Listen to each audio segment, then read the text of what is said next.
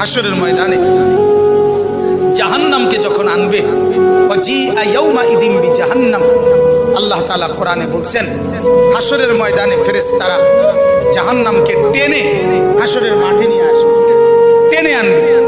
70,000 আগুনের শিকল দিয়া বেঁধে জাহান্নামকে আনা হবে। 70,000 আগুনের শিকল, কোটি কোটি ফেরেশতা টেনে আনবে। আর জাহান্নাম তার একটা বিকট চিৎকার দিবে।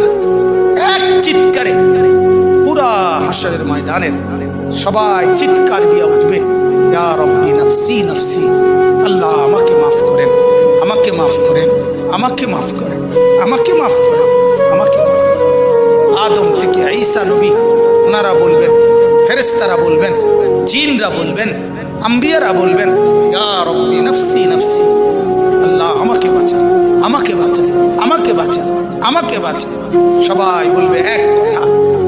সবাই হঠাৎ করে শুনবে কে যেন একজন কোথাও বলতেছে, কোন এক পাশে দিয়া শোনা যাইতেছে একটা আওয়াজ, ইয়া রাব্বি উম্মতি উম্মতি, আয় আল্লাহ আমার উম্মতকে বাঁচান, আমার উম্মতকে বাঁচান, আমার উম্মতকে বাঁচান। তো তিনি কে বলে? যিনি একজন শুধু বলবেন আয় আল্লাহ আমার উম্মতকে বাঁচান, তিনি কে বলেন?